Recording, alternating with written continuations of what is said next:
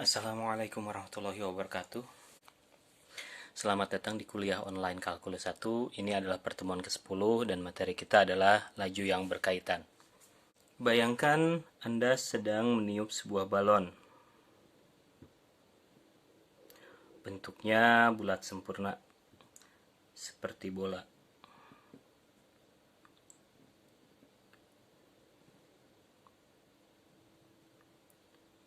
Karena Anda meniup balon ini, ke dalam balon ini ada perubahan volume yang terjadi. Sebutlah volume yang Anda tiupkan adalah 1 cm3 per menit. Ini lambangnya kecepatan volume terhadap satuan waktu. Nah, balon ini ukuran volumenya berubah, yaitu 1 cm3 setiap menit. Jari-jarinya juga jelas berubah.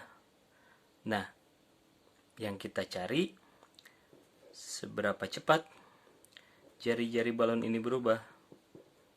Perubahan jari-jari balon ini tidak hanya bergantung pada perubahan volumenya.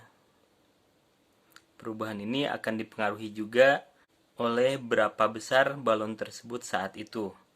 Misalnya, kita mencari perubahan jari-jari saat jari-jari balon ini 15 cm.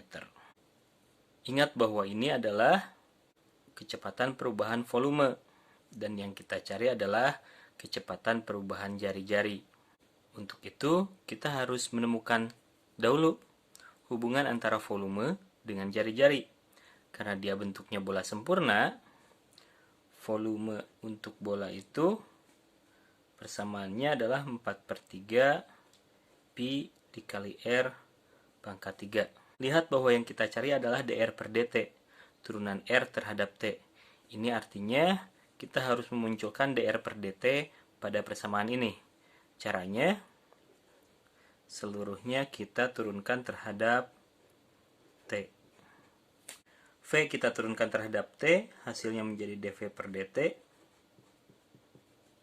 4/3 pi R pangkat 3, ingat pi adalah sebuah bilangan, sehingga yang merupakan variabel hanya R pangkat 3. R pangkat 3 diturunkan terhadap T adalah 3R kuadrat.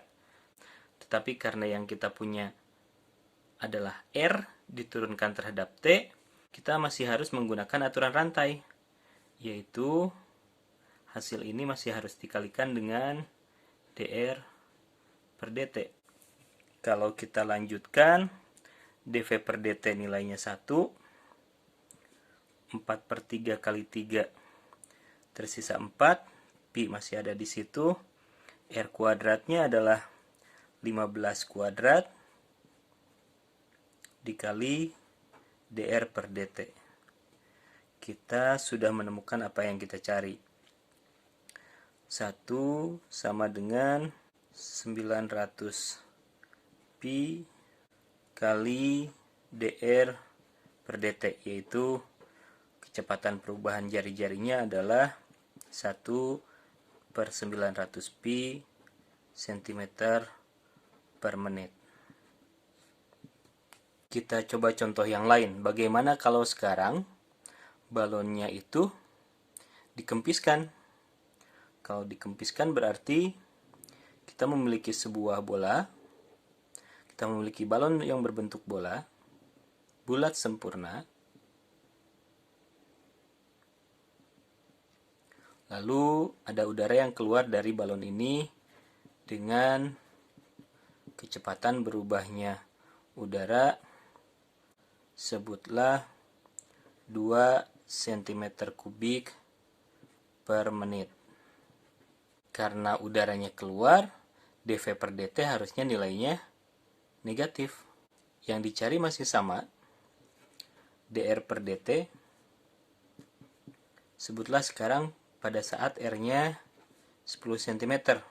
Untuk mengerjakan soal ini, kita mulai dari hubungan antara volume dengan jari-jari, 4/3 pi R pangkat 3, lalu seluruhnya kita turunkan terhadap T.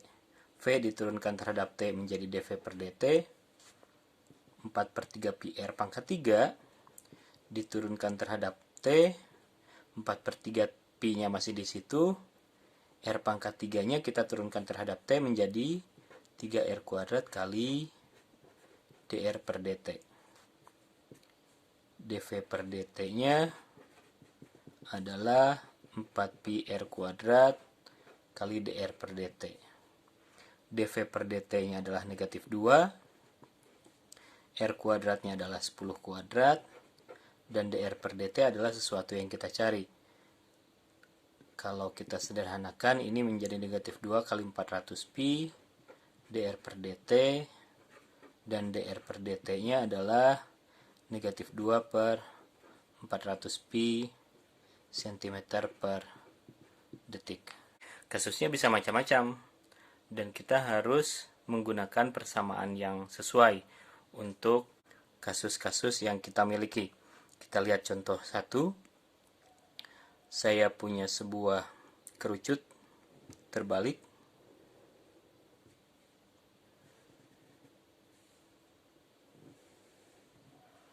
Tinggi kerucut ini adalah 10 cm. Dan jari-jari kerucut ini 5 cm. Lalu kerucut ini diisi air sampai kedalaman airnya ini 6 cm.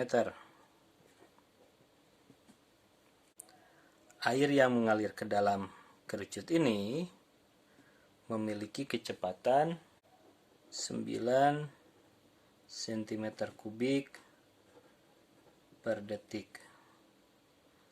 Ini kecepatan volume air yang masuk ke dalam kerucut. Karena ada air masuk, permukaan air ini akan naik ke atas. Pertanyaannya adalah, seberapa cepat dia naik? Sebutlah ketinggian permukaan air ini H. Yang kita cari seberapa cepat H-nya berubah, berarti yang dicari adalah dH per dt. Kita tahu dV per dt, dan yang kita cari adalah dH per dt. Itu artinya kita harus mencari dulu hubungan antara volume dengan ketinggian permukaan air. H itu dari sini ke sini. Ini H. Coba kita hitung dulu volume air. Volume air ini saat ketinggian H dan saat jari-jari R adalah volume kerucut, yaitu sepertiga luas alas kali tinggi. Ingat bahwa pi adalah sebuah bilangan, jadi variabel yang terlibat dalam persamaan ini hanya V, R, dan H. Ini pun masih kebanyakan, karena sejauh ini fungsi yang kita pelajari di kalkulus 1 ini selalu fungsi atas sebuah variabel. Di sini ada dua variabelnya. Jadi kita harus mencari dulu hubungan antara R dengan H, supaya yang tersisa nanti variabelnya hanya H dan V. Perhatikan segitiga yang tingginya 10, jari-jarinya 5.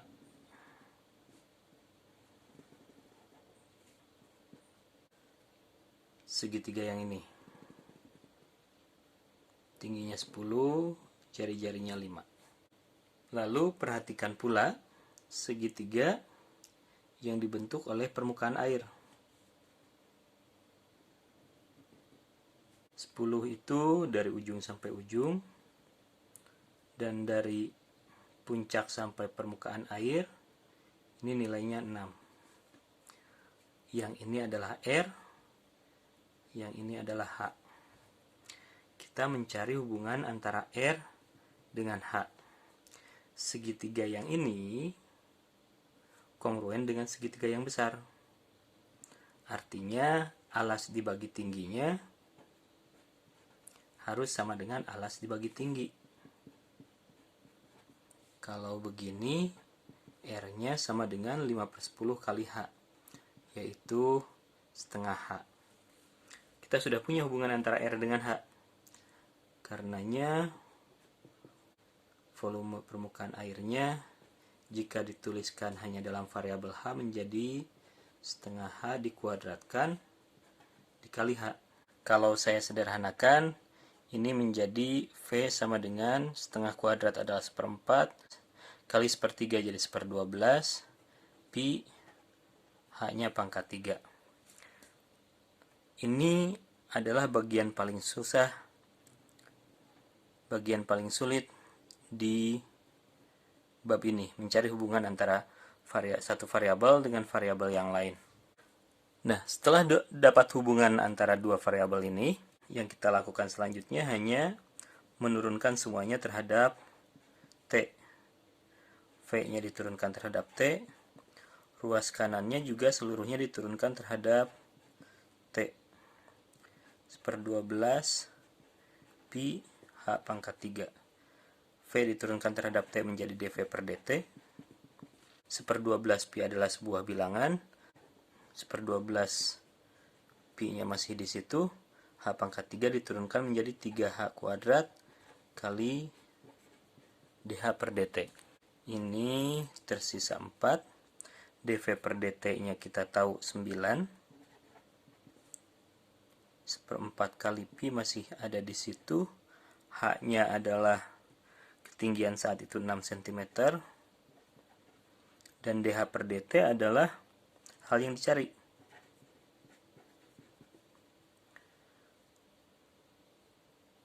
Sembilan sama dengan 6/4 pi kali dH per dt, berarti dH per dt-nya adalah 4 kali 9 per 6 pi.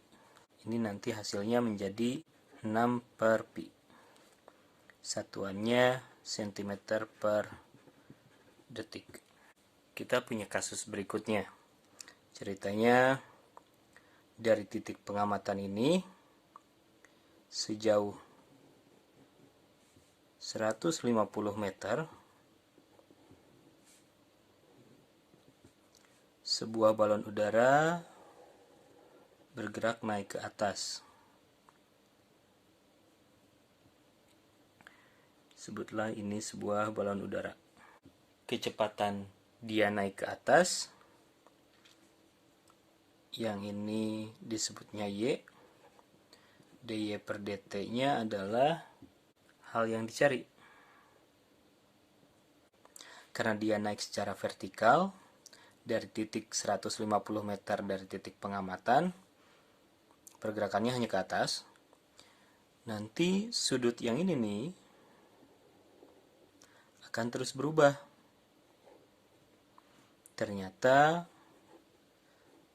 kecepatan perubahan sudutnya adalah 0,14.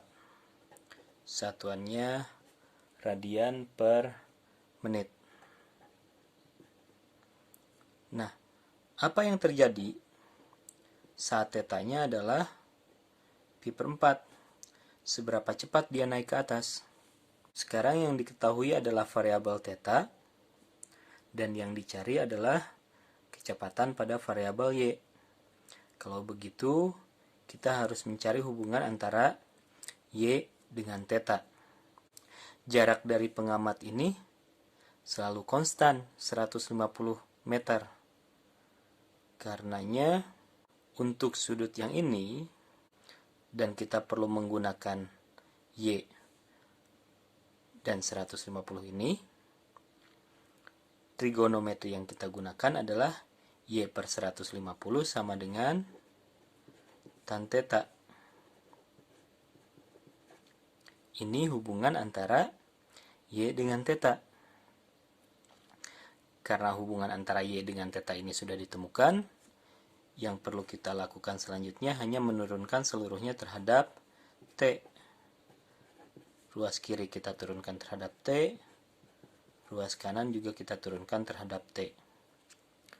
Turunan tan adalah sekan kuadrat theta. Dan kita harus menggunakan aturan rantai karena Dua variabel ini adalah variabel yang berbeda. d theta per dt. Di ruas kanan, 1/150 adalah sebuah konstanta, dan y diturunkan terhadap t menjadi dy per dt. Nah, sekarang kita tinggal substitusi semua variabel yang kita tahu untuk mencari dy per dt ini. Sekant kuadrat theta. Yang ditanya adalah ketika θ-nya pi per 4. d theta per dt nilainya 0,14. Sedangkan dy per dt adalah hal yang kita cari. Sekant pi per 4 itu adalah 1 per cos kuadrat pi per 4 kali 0,14. Saya kalikan dengan 150 supaya di ruas kanan hanya tersisa dy per dt. 0,14 dikali 150 adalah 21. Kosinus pi per 4 adalah setengah akar 2. Ini kita kuadratkan. Dan ini adalah dy per dt. Setengah akar 2 kuadrat itu adalah setengah. Sehingga kita dapat dy per dt sama dengan 42. Satuannya meter per menit. Di bab ini, ingat bahwa bagian yang tersulit adalah mencari hubungan antara kedua variabel. Selanjutnya langkahnya selalu sama. Kita menurunkan seluruhnya terhadap t. Lalu kita harus selalu menggunakan aturan rantai, karena pada umumnya dua variabel ini berbeda. Sekian untuk pertemuan kali ini. Assalamualaikum warahmatullahi wabarakatuh.